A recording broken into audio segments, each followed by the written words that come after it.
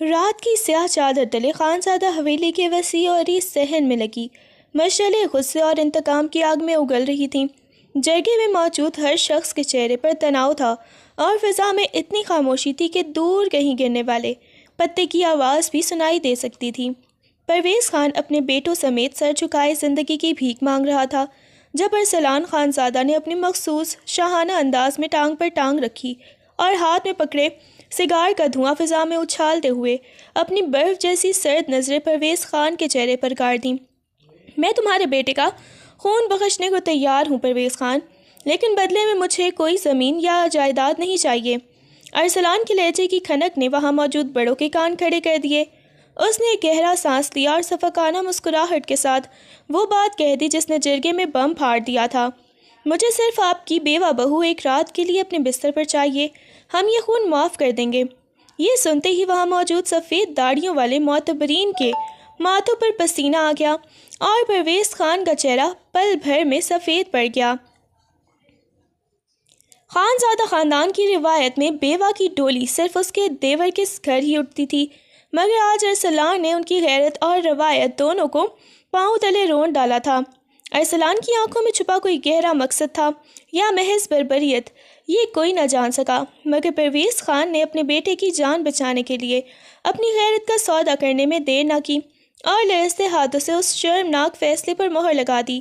حویلی کے اندھیرے کمرے میں حورین دیوار سے کسی سہمی ہوئی پرندے کی طرح کانپ رہی تھی لگی جب اس کا دیور دلاور غصے اور بے شرمی کا لبادہ اوڑھے کمرے میں داخل ہوا۔ اس کے چہرے پر ہمدردی کا نام و نشان تک نہ تھا، بلکہ ایک عجیب سی ہوس اور مجبوری کی ملی جلی کیفیت تھی۔ سنو حورین، بابا نے فیصلہ کر لیا ہے، اپنے بھائی کی زندگی بچانے کے لیے ہمیں یہ کڑوا گھونٹ بھرنا ہی پڑے گا۔ اس نے حورین کے قریب آ کر اس کی منجمد ہوتے وجود پر ہاتھ رکھنے کی کوشش کی تو وہ پیچھے ہٹ گئی۔ دلاور نے آواز کو تھوڑا نرم کرتے ہوئے مگر زہریلے لہجے میں کہا، صرف ایک رات کی تو بات ہے، تمہیں ارسلان خانزادہ کے بستر پر جانا ہوگا، اس کے بعد میں تم سے نکاح کر لوں گا اور تمہیں اپنی عزت بنا کر رکھوں گا۔ یہ الفاظ حورین کے کانوں میں پگھلے ہوئے سیسے کی طرح اترے، اس کے پیروں تلے سے زمین نکل گئی اور آنکھوں سے آنسو کے بند ٹوٹ گئے۔ اس نے شدت غم سے نفی میں سر ہلایا، اس کی زبان تالو سے چپک گئی تھی، مگر اس کی چیختی ہوئی خاموشی صاف کہہ رہی تھی کہ وہ اس ذلت پر موت کو ترجیح دے گی، لیکن وہاں اس کی سننے والا کوئی نہ تھا۔ حورین کی ہچکیاں اور فریادیں دیواروں سے ٹکرا کر دم توڑ رہی تھیں۔ وہ بار بار اپنے دوپٹے کے پلو سے ہاتھ جوڑ کر دلاور اور اپنے سسر پرویز خان سے رحم کی بھیک مانگ رہی تھی، لیکن ان کے دلوں پر غیرت کے بجائے اپنے بیٹے کی جان بچانے کا خود غرضانہ خوف سوار تھا۔ دلاور نے اس کے بازو سے پکڑ اسے کھینچا اور گھسیٹتے ہوئے باہر کھڑی گاڑی تک لے گیا۔ حورین کے پاؤں زمین پر رگڑتے رہے، اس کی مزاحمت اس وحشت کے سامنے بے اثر تھی۔ اسے ایک بے جان شے کی طرح گاڑی کی پچھلی نشست پر پھینک دیا گیا اور رات کے سناٹے کو چیرتی ہوئی وہ گاڑی ارسلان خانزادہ کی فلیٹ کی طرف روانہ ہو گئی، جہاں ایک معصوم لڑکی کو اپنی ہوس یا انتقام کی بھیٹ چڑھانے کے لیے ارسلان پہلے سے موجود تھا۔ جب گاڑی فلیٹ کے سامنے رکی تو دلاور نے آخری بار اسے دھمکی آمیز نظروں سے دیکھا اور اسے زبردستی لفٹ تک لے جا کر ارسلان کے آدمیوں کے حوالے کر دیا، جو اسے اس شخص کی دہلیز تک لے آئے جس نے ایک رات کی قیمت پر ایک خاندان کی غیرت کو خرید لیا تھا۔ ارسلان خانزادہ حویلی کے بیرونی گیٹ کے پاس اپنی کالی چمچماتی گاڑی کے ساتھ ٹیک لگائے کھڑا تھا۔ جیسے ہی دلاور حورین کو اس کے حوالے کر کے پیچھے ہٹا، ارسلان نے ایک سرد اور فاتحانہ نگاہ اس کی بے بسی پر ڈالی۔ اس نے گاڑی کی پچھلی نشست کا دروازہ کھولا اور حورین کو اندر بیٹھنے کا اشارہ کیا۔ حورین نے خود کو ایک بڑی سی کالی چادر میں اس طرح لپیٹ رکھا تھا جیسے وہ اس کپڑے کے پیچھے اپنی روح کو چھپانے کی کوشش کر رہی ہو۔ وہ کانپتے ہوئے قدموں سے گاڑی میں جا بیٹھی اور سیٹ کے ایک کونے میں سمٹ کر خود کو جتنا ہو سکے چھوٹا کر لیا۔ گاڑی جیسے ہی سڑک پر دوڑی، حورین کی سسکیوں کی آواز خاموش ماحول میں گونجنے لگی۔ وہ خوف سے بے حال تھی کہ اب اس کے ساتھ کیا ہوگا۔ اس کی مسلسل سسکیوں پر ارسلان نے ریویو ویو مرر سے اسے دیکھا۔ اس کی آنکھیں جذبات سے آ رہی تھیں۔ اس نے بھاری اور روب دار آواز میں صرف ایک لفظ کہا، خاموش۔ ارسلان کے اس ایک لفظ کی گونج اتنی طاقتور تھی کہ حورین کا دم جیسے سینے میں ہی اٹک گیا تھا۔ اس نے ڈر کے مارے اپنے لب دانتوں تلے دبا لیا اور مزید سہم کر کھڑکی سے باہر دیکھنے لگی، جہاں اندھیرا اس کے مستقبل کی طرح گہرا ہوتا جا رہا تھا۔ ارسلان نے فلیٹ کا بھاری دروازہ کھولا تو حرین کو لگا جیسے وہ اپنی موت کی کوٹھڑی میں قدم رکھ رہی ہو۔ اس کا سر جھکا ہوا تھا اور چادر کے اندر اس کے ہاتھ شدت خوف سے ایک دوسرے میں پیوست تھے، مگر جیسے ہی اس نے قدم اندر رکھا، سامنے کا منظر دیکھ کر اس کی ساکت ہوتی سانسیں الجھ گئیں۔ کمرے کے وسط میں صوفے پر سفید لباس اور عمامہ پہنے ایک بزرگ مولوی صاحب تشریف فرما تھے، جن کے دونوں اطراف دو سنجیدہ صورت مرد بطور گواہ بیٹھے تھے، جن کے سامنے میز پر نکاح کا رجسٹر کھلا ہوا تھا۔ حرین نے حیرت اور بے یقینی سے سر اٹھا کر ارسلان کی طرف دیکھا، جس کے چہرے پر اب بھی وہی سنگلاخ تاثرات تھے، مگر اس کی آنکھوں میں ایک عجیب سی فاتحانہ چمک تھی۔ ارسلان نے حرین کی طرف دیکھے بغیر نہایت ہی ٹھہرے ہوئے لہجے میں مولوی صاحب سے مخاطب ہو کر کہا کہ شروع کیجیے مولوی صاحب، گواہ بھی موجود ہیں اور دلہن بھی آ چکی ہے۔ حرین کے کانوں میں جیسے سائیں سائیں ہونے لگی۔ وہ جس بستر اور جس ایک رات کی ذلت کے خوف سے مر رہی تھی، ارسلان خان زادہ نے اسے پل بھر میں ایک یکسر مختلف اور ناقابل یقین موڑ پر لا کھڑا کیا تھا۔ حرین کے پیروں تلے سے زمین نکل گئی۔ اسے لگا جیسے یہ کوئی نیا جالب یا کوئی اور بھیانک مذاق ہے۔ اس نے وحشت زدہ ہو کر تیزی سے نفی میں سر ہلایا اور پیچھے ہٹنے کی کوشش کی۔ اس کی زبان سے آواز نہیں نکل رہی تھی، مگر اس کی آنکھیں التجا کر رہی تھیں کہ اسے اس نئی مصیبت میں نہ ڈالا جائے۔ ارسلان نے اس کی مزاحمت کو بھانپتے ہوئے ایک دم اپنے مضبوط اعصاب کا مظاہرہ کیا۔ اس نے آگے بڑھ کر حرین کے لرزتے ہوئے وجود کو اپنے ایک مضبوط بازو کے حصار میں لیا اور اسے تقریباً اپنی جانب کھینچتے ہوئے صوفے کی طرف لے آیا۔ حرین نے خود کو چھڑانے کی تگ و دو کی، مگر ارسلان کی گرفت لوہے کی مانند سخت تھی۔ اس نے حرین کو اپنے ساتھ لگائے رکھا، جس سے وہ اس کے وجود کی تپش اور مضبوطی کو محسوس کر کے مزید ساکت ہو گئی۔ ارسلان نے دوسرے ہاتھ سے میز پر رکھا قلم اٹھایا اور حرین کے لرزتے ہوئے ہاتھ کو اپنی گرفت میں لے کر زبردستی اسے نکاح نامے کے کاغذ پر رکھا۔ دستخط کرو، اس نے حرین کے کان کے پاس نہایت ہی دھیمی مگر حتمی آواز میں کہا۔ حرین کی آنکھوں سے آنسو ٹوٹ کر کاغذ پر گرے، مگر ارسلان نے اس کے ہاتھ پر اپنا دباؤ برقرار رکھتے ہوئے اس سے سائن کروا لیے۔ مولوی صاحب نے جیسے ہی ایجاب و قبول کا مرحلہ مکمل کیا، حرین کو لگا جیسے اس کی زندگی کی ڈور اب ہمیشہ کے لیے اس شخص کے ہاتھ میں تھما دی گئی ہے جو اسے ایک رات کے لیے مانگ کر لایا تھا۔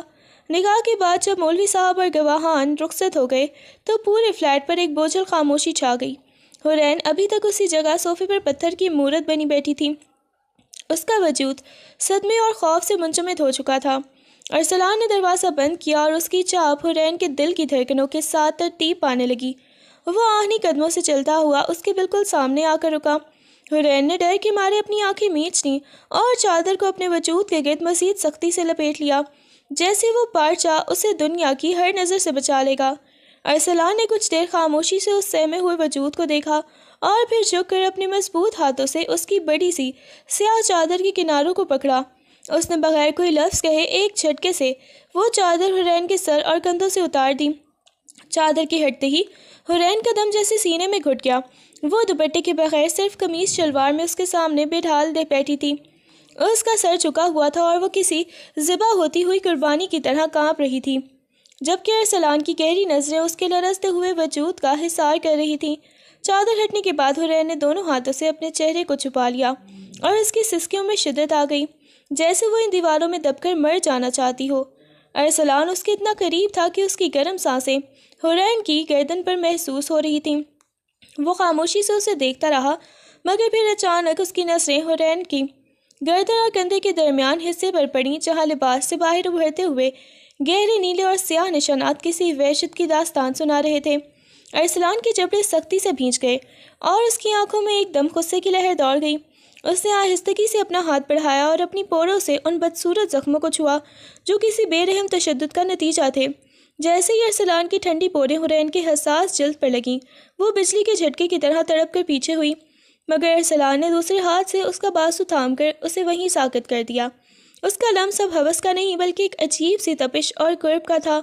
وہ ان زخموں کو اس طرح دیکھ رہا تھا جیسے وہ حرین کے جسم پر نہیں بلکہ اس کے اپنے غرور پر لگے ہوں۔ یہ سب کس نے کیا؟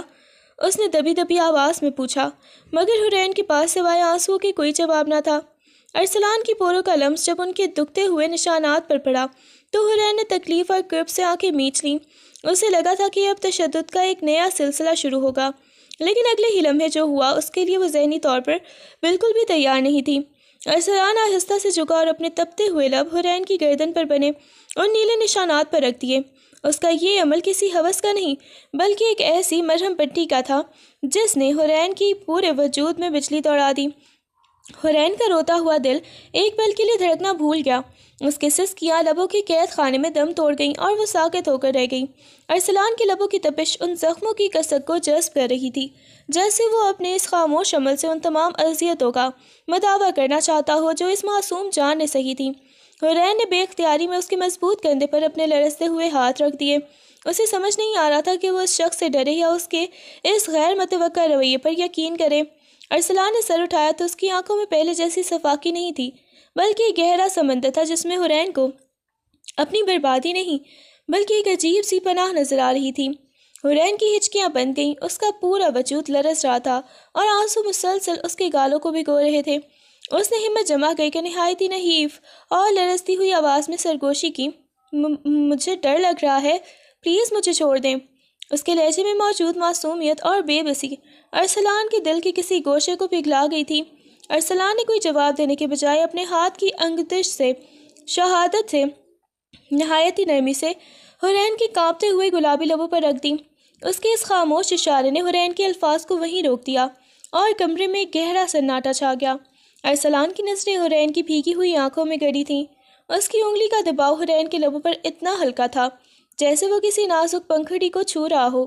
اس نے اپنا چہرہ حرین کے قریب کیا یہاں تک کہ ان کی سانسیں ایک دوسرے میں الجھنے لگیں اور اس کے لبوں پر دھری ارسلان کی انگلی نے اسے یہ احساس دلایا کہ اس دیوار کے پیچھے اب کوئی خوف نہیں بلکہ ایک ایسی طاقت ہے جو اسے دنیا کے ہر طوفان سے محفوظ رکھنے کا ارادہ کر چکی ہے۔ ارسلان نے ایک بار پھر اپنے تپتے ہوئے لب حرین کی گردن پر بنے ان گہرے زخموں پر رکھ دیے جیسے وہ اپنی تپش سے ان نشانات کو مٹانا چاہتا ہو۔ حرین نے کرب اور بے یقینی سے اپنی آنکھیں موند لیں جبکہ ارسلان کا سانس اس کی شہرک کے قریب کسی دہکتے ہوئے شعلے کی طرح محسوس ہو رہا تھا۔ وہ چند لمحے وہیں ساکت رہا، پھر سر اٹھائے بغیر ہی اس کی گردن کے قریب ہی نہایت ہی گہری اور دبی ہوئی آواز میں گویا ہوا، تمہیں حاصل کرنے کے لیے مجھے اپنے چھوٹے بھائی کی قربانی دینی پڑی حرین، ورنہ اس گندے خاندان کا خون میں کبھی معاف نہیں کرتا۔ ارسلان کے ان الفاظ نے حرین کے پورے وجود کو برف کر دیا۔ اس نے دھیرے سے سر اٹھایا اور اپنی نمناک آنکھوں سے ارسلان کے پتھریلے چہرے کو دیکھا جہاں انتقام اور جنون کی ایک عجیب سی داستان رقم تھی۔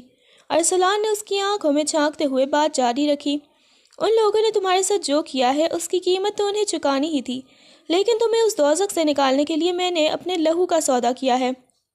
حرین کو اب سمجھ آ رہا تھا کہ ارسلان خانزادہ کا وہ لرزہ خیز مطالبہ محض ہوس کا نہیں بلکہ ایک بہت بڑی چال تھی جس کے پیچھے اس کا اپنا کوئی گہرا دکھ چھپا ہوا تھا۔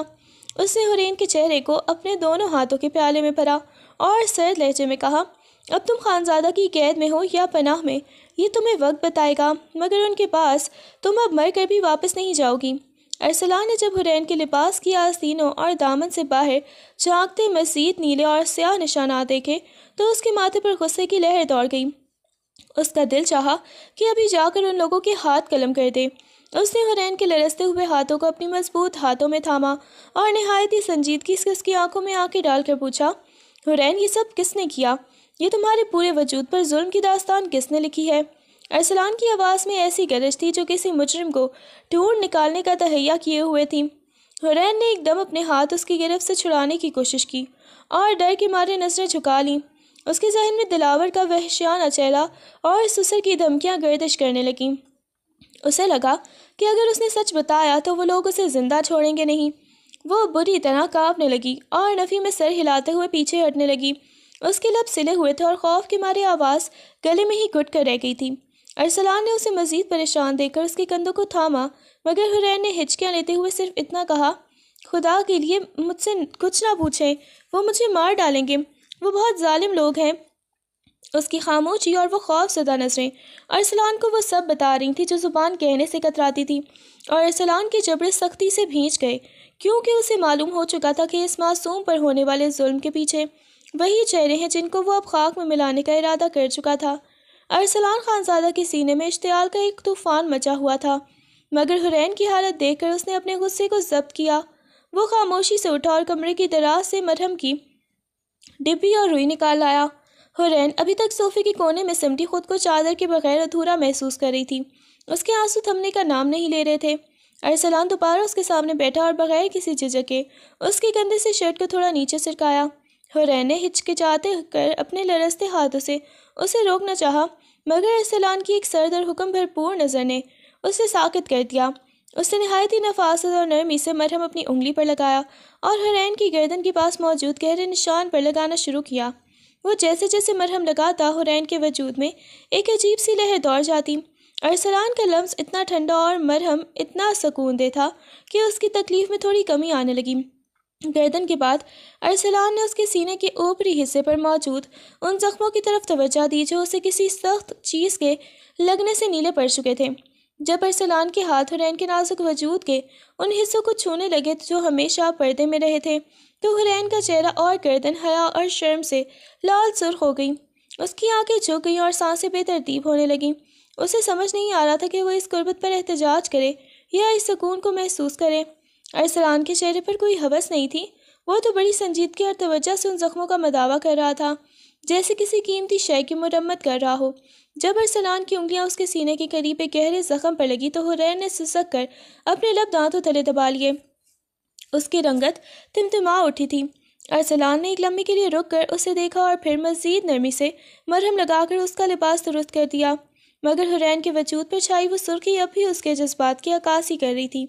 ارسلان کی انگلیاں حورین کے وجود پر نہایت ہی احتیاط سے حرکت کر رہی تھیں، لیکن جیسے ہی اس نے مرہم لگانے کے لیے اپنا ہاتھ ایک ایسی حساس جگہ کی طرف بڑھایا جہاں زخم کی گہرائی زیادہ تھی تو حورین کی حیا کا نازک ترین حصہ تھا۔ حورین کا پورا وجود بجلی کے کوندے کی طرح تڑپ اٹھا۔ اس سے پہلے کہ ارسلان کی پوری وہاں مس ہوتی، حورین نے ایک دم اپنے دونوں ہاتھوں سے ارسلان کی کلائی کو اتنی سختی سے دبوچ دیا کہ اس کے ناخن ارسلان کی مضبوط جلد میں گرنے لگے۔ اس کی سانسیں اس قدر تیز ہو گئی تھیں کہ سینہ تیزی سے اتار چڑھاؤ کا شکار ہونے لگا اور آنکھوں میں التجا اور وحشت کی ایک نئی لہر امڈ آئی۔ اس نے شدت جذبات اور شرم سے اپنی آنکھیں میچ رکھی تھیں، مگر اس کی گرفت ارسلان کے ہاتھ پر اتنی مضبوط تھی جیسے وہ اسے اپنی حرمت کی آخری حد عبور کرنے سے روک رہی ہو۔ ارسلان کا ہاتھ وہیں فضا میں ساکت ہو گیا۔ اس نے اپنی کلائی پر حورین کے لرزتے مگر مضبوط ہاتھوں کا دباؤ محسوس کیا تو اس کے چہرے کے تاثرات میں ایک عجیب سی نرمی آ گئی۔ اس نے دیکھا کہ حورین کا چہرہ اب صرف سرخ نہیں تھا بلکہ اس پر کرب اور شدید گھبراہٹ کے بادل چھائے ہوئے تھے۔ کمرے میں موجود بھاری خاموشی صرف حورین کی تیز ہوتی سانسوں سے ٹوٹ رہی تھی۔ ارسلان نے حورین کے چہرے کی طرف دیکھا جو ابھی تک بند آنکھوں کے ساتھ نفی میں سر ہلا رہی تھی، جیسے وہ بن کہے اسے رک جانے کی التجا کر رہی ہو۔ ارسلان نے اپنا دوسرا ہاتھ نہایت ہی آہستگی سے حورین کے ان ہاتھوں پر رکھا جنہوں نے اس کی کلائی کو دبوچ رکھا تھا، اور اسے یہ احساس دلانے کی کوشش کی کہ وہ کوئی درندہ نہیں بلکہ اس کے زخموں کا محافظ ہے۔ اس لمحے حورین کی وہ گرفت ارسلان کے لیے محض ایک رکاوٹ نہیں تھی بلکہ یہ اس کے ٹوٹے ہوئے اعتبار کی وہ پہلی پکار تھی جسے ارسلان نے پوری سنجیدگی سے محسوس کیا تھا۔ ارسلان نے جب دیکھا کہ حورین کا پورا وجود کرب اور شرم کی شدت سے ٹوٹ رہا ہے تو اس نے مرہم کی ڈبی ایک طرف رکھی اور نہایت ہی نرمی سے اس کے لرزتے ہوئے ہاتھوں کو اپنی کلائی سے ہٹایا۔ حورین ابھی کچھ سمجھ پاتی کہ ارسلان نے اسے نہایت ہی احتیاط سے اپنے مضبوط بازوؤں میں بھرا اور اسے صوفے سے اٹھا کر اپنے ساتھ لگا لیا۔ اس نے حورین کو اس طرح اپنے اوپر لٹایا کہ اس کا سر ارسلان کے چوڑے سینے پر تھا اور وہ مکمل طور پر اس کے حصار میں آ گئی۔ حورین نے پہلے تو بدک کر خود کو چھڑانے کی کوشش کی، مگر ارسلان کے وجود کی تپش اور اس کے دل کی دھڑکنوں کی یکساں ترتیب نے اس کے حواس کو ساکت کر دیا۔ ارسلان نے اپنا ایک ہاتھ حورین کی کمر پر رکھا اور نہایت ہی آہستگی سے اس کی پشت کو دھیرے دھیرے سہلانے لگا۔ اس کی انگلیاں حورین کی ریڑھ کی ہڈی پر کسی مرہم کی طرح چل رہی تھیں، جیسے وہ اس کے اندر چھپے تمام خوف اور تھکن کو نچوڑ لینا چاہتا ہو۔ حورین کی سسکیاں جو اب تک اس کے گلے میں پھنسی ہوئی تھیں آہستہ آہستہ دم توڑنے لگیں اور اس نے بے اختیاری میں اپنا چہرہ ارسلان کے سینے میں چھپا لیا۔ ارسلان کا یہ انداز اس کے لیے بالکل نیا تھا۔ وہ شخص جس نے اسے ایک رات کے لیے مانگا تھا وہ اب اسے کسی چھوٹے بچے کی طرح سہلا کر سکون دے رہا تھا۔ کمرے کے نیم اندھیرے میں ارسلان کا ہاتھ مسلسل اس کی پشت پر گردش کرتا رہا جس سے حورین کے منجمد اعصاب پگھلنے لگے۔ اس سہلاہٹ میں اسے ایک ایسا جادو تھا کہ حورین کو برسوں بعد خود کو محفوظ ہونے کا احساس ہوا۔ ارسلان نے اس کے بالوں میں اپنی انگلیاں پھنسائیں اور لب اس کے سر پر رکھ دیے، جبکہ اس کا دوسرا ہاتھ ابھی اسے سکون پہنچانے کے لیے اس کی پشت کو سہلا رہا تھا۔ یہاں تک کہ حرین کی سانسیں ہموار ہونے لگیں اور وہ اسی کے سینے پر اپنی آنکھیں مونتی چلی گئیں۔ ارسلان نے اسے خود سے جدا نہیں کیا بلکہ اسے اپنی باہوں میں سمیٹے اس ظلم کا حساب سوچنے لگا جس نے اس پھول جیسی لڑکی کو مرجھا کر رکھ دیا تھا۔ اگلی صبح جب سورج کی پہلی کرنیں خانزادہ حویلی کے برآمدے کو چھوا تو فضا میں ایک عجیب سی سنگینی تھی۔ ارسلان کے والد خانزادہ بہادر خان، جو اپنی وفاداری اور رسول پسندی کی وجہ سے پورے علاقے میں معتبر مانے جاتے تھے، لاؤنج میں ٹہل رہے تھے۔ جیسے ہی ارسلان سیڑھیاں اتر کر نیچے آیا، بہادر خان نے اپنی بھاری آواز میں اسے ٹوکا، یہ تم نے کیا کیا ارسلان؟ جرگے میں اتنا بڑا مطالبہ، لوگ کہہ رہے ہیں کہ تم نے ونی کی رسم کو دوبارہ زندہ کر دیا ہے۔ انہوں نے تعصب سے سر ہلاتے ہوئے اپنے بیٹے کی آنکھوں میں دیکھا۔ ہم ہمیشہ ان فرسودہ رسومات اور ونی کے خلاف رہے ہیں ارسلان، ہمارے خاندان کی تاریخ گواہ ہے کہ ہم نے کبھی عورتوں کو انتقام کی بھیٹ نہیں چڑھایا۔ تم نے ایک بیوہ لڑکی کو اپنی انا کی خاطر اس طرح یہاں لا کر ہماری پگڑی کو اچھال دیا ہے۔ ارسلان کے چہرے پر ایک سرد سکون طاری تھا۔ اس نے اپنے باپ کے غصے کو خاموشی سے سنا اور پھر نہایت ہی وقار سے ان کے قریب آ کر کھڑا ہو گیا۔ بابا، آپ کو لگتا ہے کہ آپ کا بیٹا اتنا گر گیا ہے کہ وہ کسی معصوم کو ونی بنا کر لائے گا؟ ارسلان نے مدھم مگر پرعزم لہجے میں کہا، ونی نہیں ہوئی بابا، میں نے اسے تحفظ دیا ہے۔ میں اپنے بھائی کے خون کا بدلہ ضرور لوں گا، آپ ٹینشن مت لیں، لیکن اس کا طریقہ وہ نہیں جو دنیا سمجھ رہی ہے۔ وہ لڑکی، وہ حرین، وہ ان ظالموں کے جنگل میں ایک زندہ لاش بن چکی تھی۔ ارسلان نے کھڑکی سے باہر دیکھتے ہوئے اپنی مٹھی بھینچ لی۔ میں نے اسے ان درندوں کے حصار سے نکالا ہے بابا، اس کے پورے وجود پر ان کے ظلم کے نشانات ہیں۔ اگر میں اسے ایک رات کے بہانے وہاں سے نہ لاتا تو وہ اسے مار ڈالتے۔ وہ اب میری ذمہ داری ہے، میں جانتا ہوں میں کیا کر رہا ہوں، آپ بس مجھ پر بھروسہ رکھیں۔ میں ان ظالموں کو ان کے کیے کی وہ سزا دوں گا کہ ان کی نسلیں یاد رکھیں گی، مگر اس معصوم کو اب کوئی آنکھ اٹھا کر بھی نہیں دیکھ سکے گا۔ بہادر خان اپنے بیٹے کے لہجے میں چھپی اس گہری ہمدردی اور عزم کو دیکھ کر خاموش ہو گئے۔ انہیں احساس ہوا کہ ارسلان نے ایک بہت بڑا جوا کھیلا ہے، مگر اس کا مقصد اتنا ہی پاکیزہ تھا جتنا اس کا غصہ شدید۔ ارسلان کی والدہ بیگم زبیدہ بہاری دل کے ساتھ سیڑھیاں چڑھ کر ارسلان کی مخصوص اپارٹمنٹ والے حصے کی طرف بڑھ گئیں۔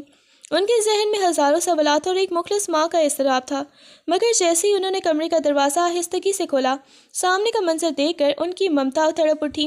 نیم اندھیرے کمرے میں بستر کے ایک کونے میں سمٹی ہوئی حرین سوئی ہوئی تھی، مگر اس کی نیند میں بھی وہ سکون نہیں تھا جو ایک نوجوان لڑکی کے چہرے پر ہونا چاہیے۔ اس کے چہرے پر آنسوؤں کے خشک نشانات تھے اور وہ خواب میں بھی شاید کسی خوف سے لڑ رہی تھی، کیونکہ اس کے ہاتھ اب بھی چادر کو سختی سے تھامے ہوئے تھے۔ بیگم زبیدہ دبے قدموں بستر کے قریب پہنچی اور بیڈ کے کنارے پر بیٹھ گئیں۔ انہوں نے دیکھا کہ اس معصوم لڑکی کا چہرہ زرد پڑ چکا تھا، جیسے برسوں سے اسے دھوپ اور خوش نصیبی نہ ہوئی ہو۔ ایک گہرا سانس لیتے ہوئے انہوں نے اپنا کانپتا ہوا ممتا بھرا ہاتھ حرین کے بکھرے ہوئے ریشمی بالوں پر رکھا اور نہایت ہی شفقت سے ان میں انگلیاں چلانے لگیں۔ بالوں کی سہلاہٹ نے شاید حرین کے لاشعور کو یہ احساس دلایا کہ اب وہ کسی محفوظ حصار میں ہے، کیونکہ اس کے چہرے کا تناؤ دھیرے دھیرے کم ہونے لگا۔ بیگم زبیدہ کی آنکھوں میں آنسو آ گئے جب انہوں نے اس کے گالوں پر موجود زردی کو قریب سے دیکھا۔ وہ تھوڑا سا آگے جھکی اور حرین کی ٹھنڈی پیشانی پر اپنی محبت اور دعاؤں بھرا بوسہ ضبط کر دیا۔ اس ایک لمس میں وہ تمام تسلی تھی جو ایک ماں اپنی بیٹی کو دے سکتی ہے۔ حرین نے نیند میں ہی ایک گہرا سانس لیا، جیسے اسے مدتوں بعد کسی نے بنا کسی مطلب اور لالچ کے پیار کیا ہو۔ بیگم زبیدہ وہیں بیٹھی اسے دیکھتے رہیں اور دل ہی دل میں ارسلان کے اس فیصلے کو سراہنے لگیں، کیونکہ وہ سمجھ چکی تھیں اس کلی کو کسی بستر کی زینت بنانے کے لیے نہیں، بلکہ کسی درندے کی گرفت سے بچانے کے لیے ارسلان اسے اس گھر میں لے کر آیا ہے۔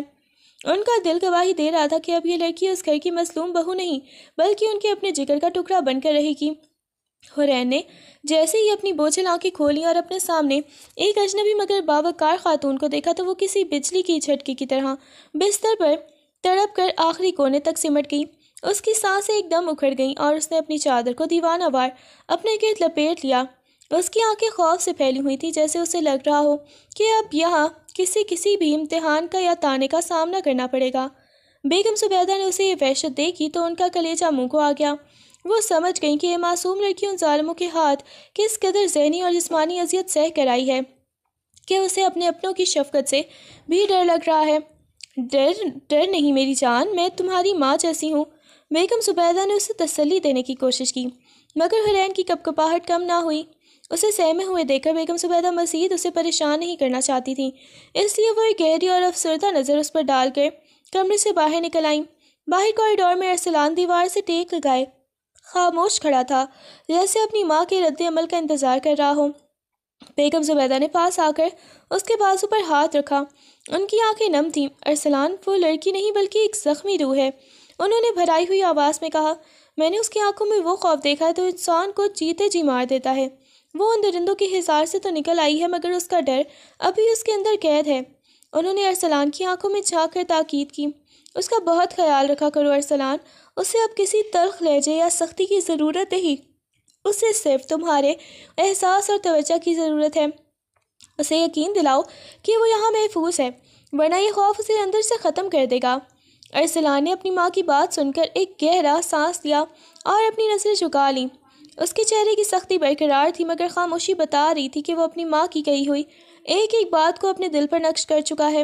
اس نے بنا کچھ کہے لفظ میں صرف سر ہلایا، مگر اس کے ذہن میں حرین کی وہ سہمی ہوئی صورت گھوم گئی جسے اب اسے دنیا کے ہر طوفان سے بچانا تھا۔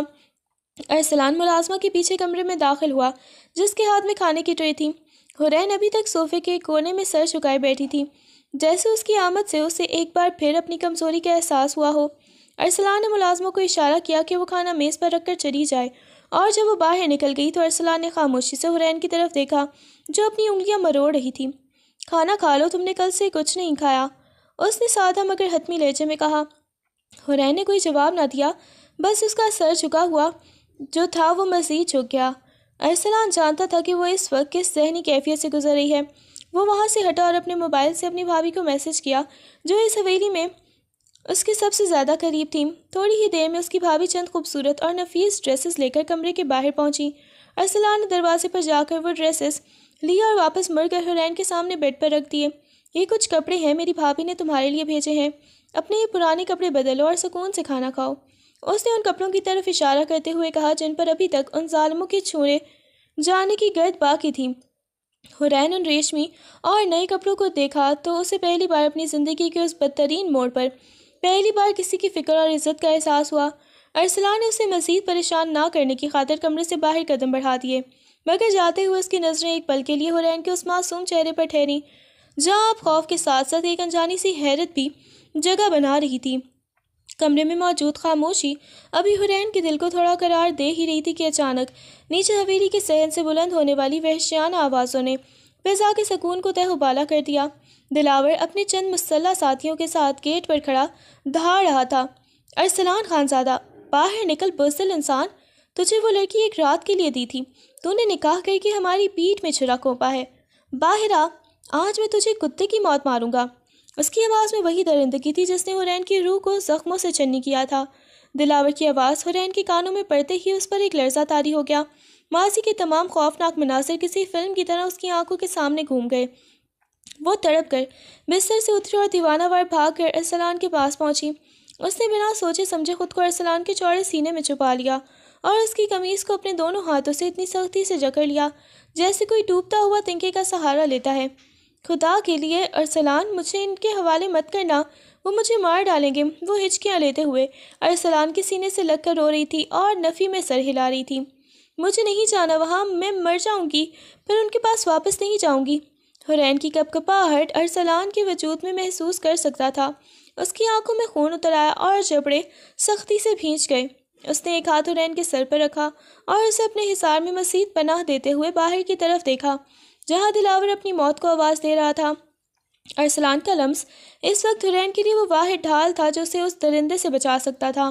اس نے دبی ہوئی مگر خطرناک آواز میں سرگوشی کی، خاموش حرین، اب کوئی تجھے چھو بھی نہیں سکے گا، یہ میرا وعدہ ہے۔ ارسلان نے حرین کو نرمی سے خود سے الگ کیا اور اس کے دونوں شانوں کو تھام کر اس کی آنکھوں میں آنکھیں ڈال کر دیکھا جن میں سے وقت صرف موت کا خوف رقص کر رہا تھا۔ تم یہاں سے ہلنا مت، اس نے ایک فیصلہ کن لہجے میں کہا اور کمرے سے باہر نکل گیا۔ اس کی قدموں کی چاپ میں وہ غیظ و غضب تھا جو کسی آنے والے طوفان کا پیش خیمہ ہوتا ہے۔ جیسے ہی ارسلان حویلی کے برآمدے میں پہنچا، سامنے دلاور کو دیکھ کر اس کا خون جوش مارنے لگا۔ دلاور ابھی تک مغلظات بک رہا تھا، مگر جیسے ہی ارسلان کی ہیبت ناک شخصیت اس کے سامنے آئی، اس کے ساتھیوں کے ہاتھ خود بخود اسلحے پر جم گئے۔ ارسلان نے سیڑھیوں پر کھڑے ہو کر نیچے کھڑے دلاور پر اپنی عقابی نظریں گاڑ دیں اور ایک ایسی دھاڑ ماری کہ پورے صحن میں سناٹا چھا گیا۔ دفع ہو جاؤ یہاں سے، اس سے پہلے کہ میرا صبر جواب دے جائے اور میں بھول جاؤں کہ تم کس کے بھائی تھے۔ ارسلان کی آواز میں چھپی نفرت اور حقارت دلاور کے چہرے پر تھپڑ کی طرح لگی۔ اس نے ایک قدم نیچے بڑھایا اور گرج کر بولا، حرین کا اب تم سے یا تمہارے اس غلیظ خاندان سے کوئی لینا دینا نہیں ہے۔ وہ اب ارسلان خانزادہ کی منکوحہ ہے، اس گھر کی عزت ہے۔ اگر اب تمہاری زبان سے اس کا نام بھی نکلا تو یاد رکھنا میں وہ زبان کھینچ لوں گا۔ دلاور نے غصے سے تل ملا کر آگے بڑھنا چاہا، مگر ارسلان کی آنکھوں میں جل تھی۔ انتقام کی آگ دیکھ کر اس کے قدم رک گئے۔ ارسلان نے اپنی پستول نکال کر عین سامنے کی اور سرد لہجے میں کہا، ایک رات کا سودا تم نے کیا تھا، میں نے تو اسے زندگی دی ہے۔ اب اگر تم نے اس حویلی کی دیوار کی طرف بھی دیکھا تو تمہارا جنازہ یہاں سے اٹھے گا۔ نکل جاؤ یہاں سے اس سے پہلے کہ میں تمہارے خون سے یہ صحن رنگ دوں۔ ارسلان کا غصہ اس قدر شدید تھا کہ دلاور اور اس کے کارندے پیچھے ہٹنے پر مجبور ہو گئے، جبکہ اوپر کمرے میں کھڑکی کے پیچھے چھپی حرین لرزتے ہاتھوں سے ارسلان کی اس ڈھال کو دیکھ رہی تھی جو آج اس کی بقا کی جنگ لڑ رہا تھا۔ اس کہانی میں اب ایک ایسا موڑ آنے والا تھا جو برسوں پرانے دیے ہوئے زخموں کو پھر سے تازہ کرنے والا تھا۔ ارسلان جب واپس کمرے میں آیا تو حرین ابھی اسی طرح سہمی ہوئی تھی، مگر ارسلان کی نظروں میں اس کے لیے اب صرف ہمدردی نہیں بلکہ ایک دیرینہ اپنائیت اور دکھ بھی شامل ہو چکا تھا۔ دراصل حرین کوئی اجنبی نہیں تھی، وہ ارسلان کی سگی پھپھو کی بیٹی تھی۔ برسوں پہلے ارسلان کے باپ کی بہن کا نکاح اسی ظالم خاندان میں ہوا تھا جہاں ان پر اس قدر مظالم ڈھائے گئے کہ جب حرین کی پیدائش ہوئی تو وہ ان کی ستم سہتے سہتے دم توڑ گئیں۔ ارسلان کے خاندان نے بہت کوشش کی کہ وہ اپنی بہن کی آخری نشانی یعنی حرین کو اپنے پاس لے آئیں، مگر ان سنگ دل لوگوں نے حرین کی دشمنی کی آگ میں جلانے کے لیے اپنے پاس ہی رکھا انہیں اور اسے کبھی ننیال سے ملنے نہ دیا۔ ارسلان نے اسے پہلی بار تب دیکھا تھا جب وہ جوان ہو رہی تھی۔ وہ اسے دور سے دیکھتا، اس کی معصومیت اور ان آنکھوں میں چھپا قرب سے اسے تڑپا دیتا تھا۔ اسے اس معصوم کلی سے محبت ہو گئی تھی، مگر وہ مجبور تھا کیونکہ حرین کا نکاح اس کے چچا کے بیٹے سے کر دیا گیا تھا۔ ارسلان نے اپنا دل مسل کر صبر کر لیا، لیکن قدرت کا کرنا ایسا ہوا کہ حرین کا شوہر ایک حادثے میں مارا گیا اور وہ چھوٹی سی عمر میں ہی بیوہ ہو گئی۔ بیوہ ہونے کے بعد حرین پر ظلم کے پہاڑ ٹوٹ پڑے۔ اس کا دیور اور دلاور اور باقی سسرالی اسے منحوس کہتے اور اس کے پورے وجود کو اپنے تشدد کا نشانہ بناتے تھے۔ ارسلان یہ سب دیکھتا تھا، اس کا خون کھولتا تھا جب وہ اسے اپنی نیلی پڑی ہوئی گردن اور لرزتے ہاتھوں کے ساتھ دیکھتا۔ اسی لیے جب اس کے بھائی کے قتل کا معاملہ اٹھا تو ارسلان نے جرگے میں ایک رات کا وہ بھیانک مطالبہ صرف اس لیے کیا تھا تاکہ وہ حرین کو قانونی طور پر اس جہنم سے نکال سکے۔ وہ جانتا تھا کہ وہ لوگ اسے کبھی عزت سے نہیں دیں گے، اس لیے اسے ایک کڑوا گھونٹ بھرنا ہی پڑا۔ اب جب وہ حرین کے سامنے کھڑا تھا تو اس کے ذہن میں اپنی پھپھو کا وہ ادھورا چہرہ اور حرین پر ہونے والے برسوں کے ظلم گردش کر رہے تھے۔ اس نے حرین کے قریب آ کر نہایت ہی دھیمی آواز میں کہا، تمہیں لگتا ہے کہ میں تمہیں ایک رات کے لیے لایا ہوں؟ حرین، تم اس خون کا حصہ ہو جو میری رگوں میں دوڑ رہا ہے۔ تم میری پھپھو کی نشانی ہو جنہیں ان ظالموں نے کھا لیا۔ میں تمہیں برسوں سے ان کی قید میں سسکتے دیکھ رہا تھا، میں تمہیں ان کے رحم و کرم پر کیسے چھوڑ سکتا تھا؟ تمہارا نکاح ہوا، تم بیوہ ہوئی، تم پر ستم ہوئے، ارسلان خانزادہ کی نظر تمہارے ایک ایک آنسو پر تھی۔ اب تم اس گھر میں ونی بن کر نہیں بلکہ اس گھر کی اصل وارث اور میری محبت بن کر آئی ہو۔ حرین نے حیرت سے اپنی بڑی بڑی آنکھیں اٹھا کر اسے دیکھا۔ اسے یقین نہیں آ رہا تھا کہ جس شخص کو وہ اپنی بربادی کا سبب سمجھ رہی تھی وہ تو برسوں سے اس کی پناہ گاہ بننے کے خواب دیکھ رہا تھا۔ اس کے ننیال کا یہ انکشاف اس کے لیے کسی معجزے سے کم نہ تھا، مگر اس کے دل میں ابھی یہ سوال تھا کہ کیا واقعی وہ اتنی محبت اور عزت کی حقدار ہے؟ نکاح کے اس ہنگامہ خیز موڑ کے بعد 2-3 دن ایسے گزرے کہ حرین کو پورے گھر میں ارسلان کہیں نظر نہیں آیا۔ اسے بتایا گیا کہ وہ کسی ضروری کام سے شہر سے باہر گیا ہے، مگر حرین کے لاشعور میں ارسلان کا وہ آخری جملہ کہ تم میری پھپھو کی نشانی ہو کسی گہرے زہر کی طرح پھنس گیا تھا۔ ان 3 دنوں میں حویلی کا نقشہ ہی بدل گیا تھا۔ وہ گھر جسے وہ دشمن کا ٹھکانہ سمجھ رہی تھی اسے اپنی ماں کی مہک دینے لگا تھا۔ ارسلان کے بابا یعنی حرین کے سگے ماموں بہادر خان صاحب اب گھنٹوں حرین کے پاس بیٹھتے۔ وہ جب بھی کمرے میں آتے ان کی آنکھیں اپنی بہن کی یاد میں بھر آتیں۔ وہ حرین کے سر پر ہاتھ رکھتے تو اسے لگتا جیسے برسوں کی یتیمی ختم ہو گئی ہو۔ تمہاری آنکھیں بالکل تمہاری ماں جیسی ہیں حرین، ماموں نے اس کے پاس بیٹھتے ہوئے نہایت ہی شفقت سے کہا۔ ہم نے تمہیں ان درندوں سے چھڑانے کی بہت کوشش کی، مگر وہ لوگ دشمنی میں اتنے اندھے تھے کہ انہوں نے ہماری بہن کی آخری نشانی کو بھی ہم سے دور رکھا۔ ارسلان نے جو راستہ چنا وہ کٹھن ضرور تھا، مگر اس کے سوا تمہیں اس دوزخ سے نکالنے کا کوئی اور راستہ نہیں تھا۔ ماموں اسے اپنی بہن کے بچپن کے قصے سناتے اور اسے بتاتے کہ وہ کتنی لاڈلی تھی۔ حورین جو اب تک صرف تشدد اور طعنے سنتی آئی تھی، ان میٹھی باتوں سے اس کے اندر کا زخم بھرنے لگا تھا۔ اسے یہ دیکھ کر حیرت ہوتی کہ اس گھر کا ہر فرد، بیگم زبیدہ، اس کی بھابھی اور یہاں تک کہ ملازم بھی اسے کسی شہزادی کی طرح پرو رہے تھے، مگر ان سب کے لیے درمیان اس کی نظریں لاشعوری طور پر دروازے کی طرف اٹھ جاتی۔ وہ سوچتی کہ ارسلان کہاں ہے، وہ شخص جس نے اسے اس تاریکی سے نکالا، جس نے اسے اپنا نام دیا اور جس نے اس کے زخموں پر اپنے لب رکھے تھے، وہ اچانک اسے ان سب کی محبت کے درمیان تنہا چھوڑ کر کہاں چلا گیا۔ اسے ارسلان کی وہ سنجیدہ آواز اور اس کا مضبوط لمس یاد آنے لگا تھا۔ حورین کو محسوس ہو رہا تھا کہ جیسے جیسے اس کا خوف ختم ہو رہا ہے، اس کے دل میں ارسلان خانزادہ کے لیے ایک عجیب سی بے چینی اور انتظار جگہ بنا رہا ہے۔ 3 دن کی طویل اور پراسرار خاموشی کے بعد، جب رات کا پچھلا پہر تھا اور پوری حویلی گہری نیند کی آغوش میں تھی، ارسلان خانزادہ نے خاموشی سے اپنے کمرے کی طرف قدم رکھا۔ کمرے میں مدھم سی روشنی تھی جو حورین کے چہرے پر پڑ رہی تھی۔ وہ ان 3 دنوں میں پہلی بار اتنی پرسکون نیند سو رہی تھی۔ اس کے چہرے پر اب وہ وحشت نہیں تھی، بلکہ ماموں اور ممانی کی شفقت نے اسے ایک انجانا سا قرار دے دیا تھا۔ اس کی زلفیں ماتھے پر بکھری ہوئی تھیں اور وہ چادر میں لپٹی کسی معصوم کلی کی طرح بے خبر سو رہی تھی۔ ارسلان کچھ دیر وہاں کھڑا اسے دیکھتا رہا۔ اس کی تھکی ہوئی آنکھوں میں حورین کو دیکھ کر ایک عجیب سی چمک آ گئی۔ وہ آہستہ سے بستر کے قریب ہوا اور جھک کر نہایت ہی نرمی مگر مضبوطی سے اسے بازوؤں میں تھام گئے اپنی طرف کھینچا۔ حورین کی نیند ایک دم سے ٹوٹ گئی۔ وہ ہڑبڑا کر اٹھنے لگی، مگر جیسے ہی اس کے وجود نے ارسلان کے چوڑے سینے کی مانوس تپش اور اس کی مخصوص عطر کی خوشبو کو محسوس کیا، اس کی مزاحمت وہیں دم توڑ گئی۔ ارسلان نے اسے اپنے حصار میں اس طرح بھرا ہوا تھا کہ ان کے درمیان ہوا کا گزر بھی مشکل تھا۔ حورین نے مدھم روشنی میں ارسلان کے تھکے ہوئے مگر پرکشش چہرے کو دیکھا۔ اس کے لبوں پر سوال تھے، مگر ارسلان نے اسے بولنے کا موقع ہی نہ دیا۔ اس نے اپنا چہرہ حورین کے گلابی گال کے قریب کیا اور نہایت ہی پیار اور شدت سے وہاں اپنا بوسہ ضبط کر دیا۔ ارسلان کے لبوں کا لمس حورین کے وجود میں کسی جادو کی طرح سرایت کر گیا۔ اس کی آنکھیں بے اختیاری میں مونتی چلی گئیں۔ بہت یاد کیا تمہیں ان 3 دنوں میں، ارسلان نے اس کے کان کے پاس نہایت ہی دھیمی اور ریشمی آواز میں سرگوشی کی۔ اس کے لہجے میں وہ تمام تھکن اور تڑپ نمایاں تھی جو وہ ان دنوں میں سہ کر آیا تھا۔ حورین کا دل اس کے سینے کی دھڑکنوں کے ساتھ ترتیب پانے لگا۔ اسے محسوس ہوا کہ ارسلان کی یہ قربت اور اس کا یہ پیار بھرا انداز ان تمام زخموں کا بہترین مرہم ہے جو دنیا نے اسے دیے تھے۔ وہ خاموشی سے اس کے سینے سے سر ٹکائے اس سکون کو جذب کرنے لگی جو صرف اور صرف ارسلان کے پاس تھا۔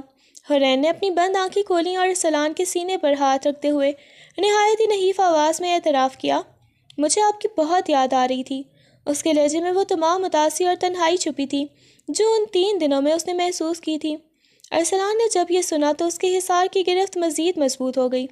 اسے اندازہ ہوا کہ اب حورین کا دل بھی اس کی جانب راغب ہو رہا ہے اور وہ اس کے وجود میں اپنی پناہ تلاش کر چکی ہے۔ حورین نے اپنی گرفت اس کی قمیص پر مزید سخت کر دی، جیسے اسے ڈر ہو کہ وہ ایک بار پھر اسے تنہا چھوڑ کر کہیں چلا جائے گا۔ اس کی آنکھوں میں وہ پرانا خوف نہیں تھا، بلکہ ایک نئی تڑپ اور التجا تھی جو صرف ارسلان کے لیے تھی۔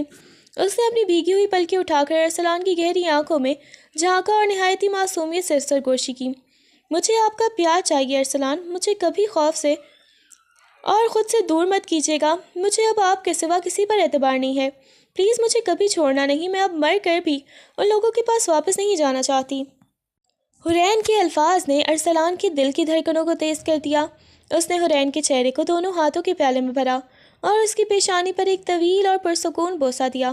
اس کی آنکھوں میں حورین کے لیے وہ مان تھا جو ایک محافظ اپنی قیمتی جان کے لیے رکھتا ہے۔ ارسلان نے اسے خود سے تھوڑا دور کیا اور مسکراتے ہوئے اس کی الجھی ہوئی لٹوں کو کان کے پیچھے ارسا۔ تمہیں چھوڑنے کا مطلب ہے خود کو موت کے حوالے کرنا حورین، اور میں ابھی جینا چاہتا ہوں تمہارے ساتھ، اس نے نہایت ہی دھیمے لہجے میں کہا، پھر شرارت سے اس کی ناک کو چھوا۔ میں ابھی سے سفر سے آیا ہوں، تھوڑی تھکن ہے، میں شاور لے کر آتا ہوں، پھر ہم ڈھیر ساری باتیں کریں گے۔ یہ کہہ کر ارسلان واش روم کی طرف بڑھ گیا، مگر مڑ کر ایک بار پھر اس معصوم لڑکی کو دیکھا جو اب اس کے کمرے میں کسی مہکتے ہوئے گلاب کی طرح کھل رہی تھی۔ حورین اسے جاتے دیکھتی رہی اور اس کے چہرے پر پھیلی پہلی بار ایک ایسی مسکراہٹ آئی جس میں کوئی درد نہیں تھا، صرف سکون اور ارسلان کا دیا ہوا مان تھا۔ ارسلان جب شاور لے کر نکلا تو اس کے گیلے بالوں سے پانی کے قطرے اب بھی ٹپک رہے تھے، جس نے اس کی مردانہ وجاہت میں مزید اضافہ کر دیا تھا۔ حورین بیڈ پر بیٹھی اسے ہی دیکھ رہی تھی۔ ارسلان مسکراتے ہوئے اس کے قریب آیا اور تولیہ ایک طرف رکھتے ہوئے اس کے برابر میں بیٹھ گیا۔ حورین نے شرماتے ہوئے اپنا سر اس کے کندھے پر ٹکا دیا اور نہایت ہی دھیمی آواز میں اپنی خواہش کا اظہار کیا۔ ارسلان، اب میں اس حویلی میں تنہا نہیں رہنا چاہتی۔ میں چاہتی ہوں کہ یہاں بچوں کی کلکاریاں گونجیں، ہمارا اپنا ایک چھوٹا سا جہان ہو۔ کیا ہم اپنی زندگی کا نیا آغاز کر سکتے ہیں؟ ارسلان نے حورین کی اس معصومانہ فرمائش پر اسے نہایت ہی محبت سے دیکھا۔ اس نے حورین کو اپنی باہوں میں سمیٹا اور اس کے کان میں سرگوشی کی۔ تمہاری ہر خواہش میرے لیے حکم ہے حورین، تم نے مجھ سے پیار مانگا ہے اور میں تمہیں اپنی پوری زندگی اور اپنی روح کے تمام وسعتوں کے ساتھ چاہوں گا۔ اس نے حورین کے چہرے کو اوپر اٹھایا اور اس کی تپتی ہوئی آنکھوں میں جھانکا۔ کمرے میں مدھم روشنی اور رات کی خاموشی ان کے جذبات کی گواہ بن گئی۔ ارسلان نے نہایت نرمی سے اس کے لبوں کا لمس محسوس کیا اور پھر وہ غربت کے ان لمحوں میں کھو گئے جہاں ماضی کا ہر دکھ، ہر زخم اور ہر آنسو مٹ گیا۔ وہ رات ان کے ملاپ کی رات تھی جہاں خوف کی جگہ بھروسے نے اور نفرت کی جگہ جنون نے لے لی تھی۔ وقت گزرنے کے ساتھ ساتھ حورین کے تمام زخم نہ صرف جسمانی بلکہ ذہنی طور پر بھی بھر چکے تھے۔ آج حویلی کا وہی صحن جو کبھی خاموش اور اداس رہتا تھا اب ایک ننھے فرشتے کی ہنسی سے گونج رہا تھا۔ ارسلان اور حورین کا بیٹا شاہ زین اپنے دادا بہادر خان کی گود میں کھیل رہا تھا۔ حورین بیلکنی میں کھڑی اپنی خاندان کو دیکھ رہی تھی، مسکرا رہی تھی۔ جب ارسلان نے پیچھے سے آ کر اسے اپنی گرفت میں لیا، کیا سوچ رہی ہو خانزادی؟ اس نے حورین کے کندھے پر ٹھوڑی رکھتے ہوئے پوچھا۔ یہی کہ اللہ نے مجھے ایک دوزخ سے نکال کر اس جنت میں پہنچا دیا۔ حورین نے مڑ کر ارسلان کی آنکھوں میں دیکھا جن میں آج بھی اس کے لیے وہی پہلے دن والی شدت اور محبت تھی۔ ارسلان نے اسے اپنے ساتھ لگایا اور سامنے کھیلتے ہوئے اپنی بیٹی اور مسکراتے ہوئے اپنے والدین کو دیکھا۔ انتقام کی آگ اب مکمل طور پر بجھ چکی تھی اور اس کی جگہ محبت کے گلاب کھل چکے تھے۔ ارسلان خانزادہ نے نہ صرف اپنا بدلہ لیا تھا بلکہ اپنی محبت کو وہ مقام دیا تھا جس کی وہ حقدار تھی۔ دونوں ایک دوسرے کے ہاتھ تھامے اب ایک ایسی زندگی کے سمت گامزن تھے جہاں صرف خوشیاں، سکون اور کبھی نہ